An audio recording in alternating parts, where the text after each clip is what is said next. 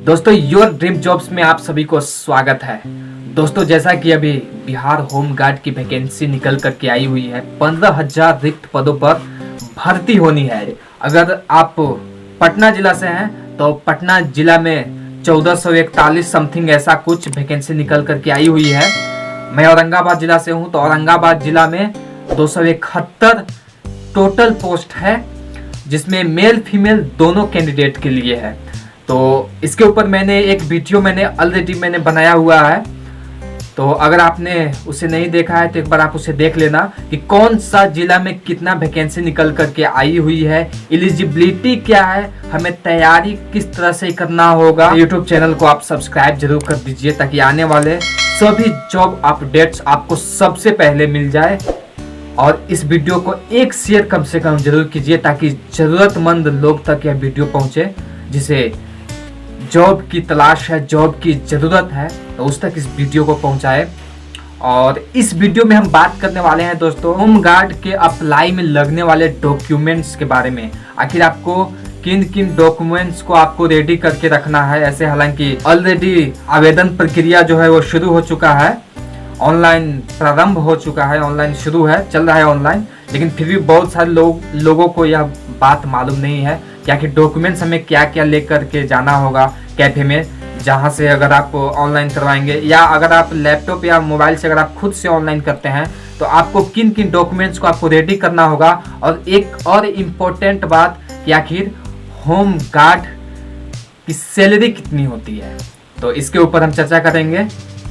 तो आइए सीधे स्क्रीन पे। तो दोस्तों अब बात करते हैं डॉक्यूमेंट्स की, तो वीडियो को आप ध्यान से जरूर देखिएगा और एक एक बात को आप ध्यान से जरूर सुनिएगा ताकि एक भी डॉक्यूमेंट्स और एक भी छोटा मोटा भी गलती आपसे ना हो, इसलिए आप वीडियो को ध्यान से देखें और मेरी बात को आप ध्यान से सुनिएगा। तो जैसा कि पहला आपको डॉक्यूमेंट जो चाहिए, मैट्रिक का मार्कशीट और मैट्रिक का सर्टिफिकेट चाहिए। दूसरा आपका इंटर का मार्कशीट होना चाहिए और इंटर का सर्टिफिकेट चाहिए।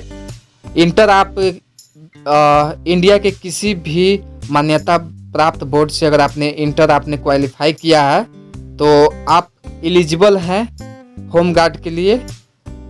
बाकी एक चीज़ का आपको ध्यान रखना है कि आप निवासी जो होना चाहिए ना, आप बिहार का ही निवासी आप होना चाहिए, तभी आप इसके लिए एलिजिबल है। जैसे तीसरा डॉक्यूमेंट्स यही मांगा गया है, निवास प्रमाण पत्र जिला प्रमाण के लिए।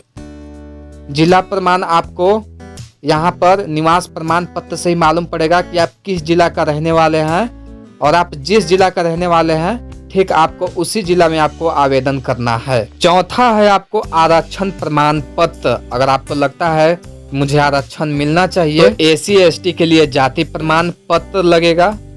आर्थिक रूप से जो कमजोर है उन्हें ईडब्ल्यूएस बनवा लेना चाहिए, और जो ओबीसी कैटेगरी में आते हैं उन्हें एनसीएल सर्टिफिकेट लगेगा। अगर आपके पास में ये डॉक्यूमेंट्स अगर नहीं है तो आप फटाफट आप डॉक्यूमेंट्स की आप तैयारी करो। जैसे इंटर का मार्कशीट तो आपके पास में होगा, मैट्रिक का मार्कशीट होगा, लेकिन हो सकता है कि सर्टिफिकेट मैट्रिक इंटर का आपके पास में नहीं होगा, तो कोई बात नहीं, आप जिस हाई स्कूल से आपने मैट्रिक इंटर किया है वहाँ पर आप जाइए, आपको सर्टिफिकेट मिल जाएगा, क्योंकि परीक्षा के ठीक 1 से 2 महीने बाद ही सर्टिफिकेट भी आ जाता है। अब आगे बात करते हैं। आपके पास में पासपोर्ट साइज फोटो होना चाहिए जिसके नीचे DOB लिखा होना चाहिए। और एक चीज़ का और आपको ध्यान रखना है कि फोटो 1 से 2 महीना से ज़्यादा पुराना भी नहीं होना चाहिए, और बैकग्राउंड आप वाइट रखना।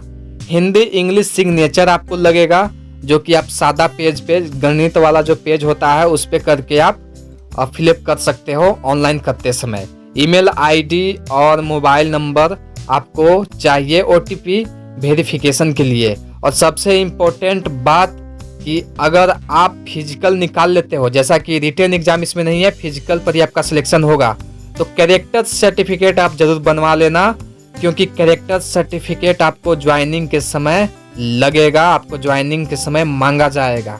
तो दोस्तों अब हम बात करने वाले हैं सैलरी की।